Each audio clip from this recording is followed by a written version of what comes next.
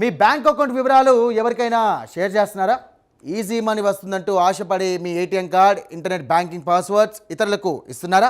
అయితే మీరు నిలువునా మునిగిపోయినట్లే.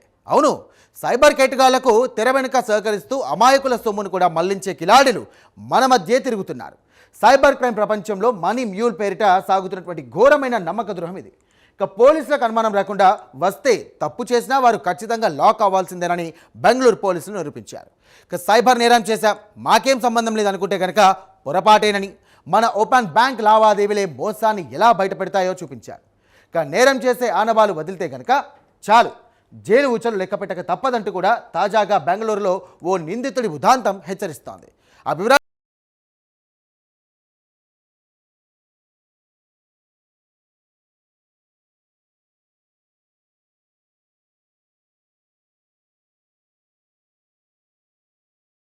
బెంగళూరు వైట్ ఫీల్డ్ పరిధిలో వెలుగు చూసిన ఈ దారుణమైన సైబర్ క్రైమ్ ఉదంతం ఇప్పుడు దేశవ్యాప్తంగా తీవ్ర సంచలనం సృష్టిస్తోంది. పోలీసులు సేకరించిన ప్రాథమిక వివరాల ప్రకారం సిరారాపురంలోని మూర్తినగర్ క్రాస్ నివాసి మురళీ జీ రెడ్డి గోపాల్ ఒక ప్రైవేట్ సంస్థలో బాధ్యతాయుతమైన ఉద్యోగిగా పనిచేస్తున్నాడు. సమాజంలో మంచి పొజిషన్లో ఉన్న ఇతగాడు తెర వెనుక మాత్రం అత్యంత ప్రమాదకరమైన అంతర్రాష్ట్ర క్రైమ్ నెట్వర్క్తో చేతులు కలిపాడు. Cyber crime police station SI Manjunath bank లావాదేవీలపై జరిపిన లోతైన విచారణలో ఈ మోసగాడి అసలు స్వరూపం బయటపడింది. నిందితుడు మురళి కేవలం ఈజీ మనీ కోసం ఆశపడి తన పర్సనల్ బ్యాంక్ ఖాతాను, ఏటీఎం కార్డును, మొబైల్ నెంబర్ను, ఇంటర్నెట్ బ్యాంకింగ్ సీక్రెట్ ఐడి, పాస్వర్డ్లను సైబర్ డెకాయిట్లకు పూర్తిగా అప్పగించాడు. వివిధ రకాల ఆన్లైన్ స్కామ్ల ద్వారా అమాయకుల నుంచి దోచుకున్న నల్లధనాన్ని దాచడానికి, ఆపై ఇతర అకౌంట్లకు సేఫ్గా మళ్లించడానికి అతని అకౌంట్ ఒక అడ్డాగా మారింది.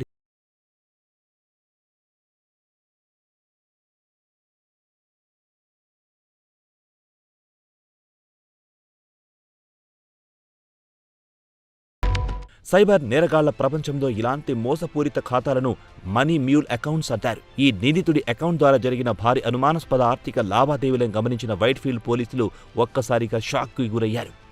ఎందుకంటే ఈ మురళీరెడ్డి గోపాల్ బ్యాంక్ అకౌంట్ లింకులు కేవలం బెంగళూరుకే పరిమితం కాలేదు.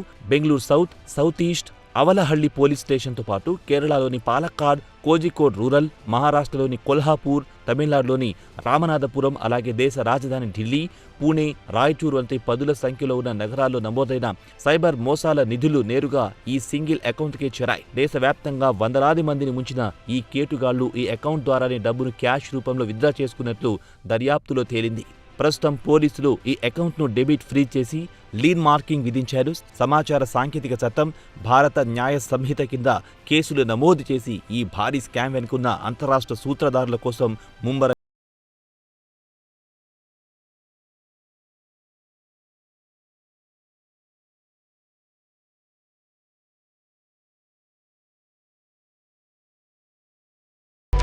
మనకేం సంబంధం లేదు, మనం కేవలం అకౌంట్ మాత్రం ఇచ్చాం అనుకుంటే కనుక చట్టం ఊరుకోదు.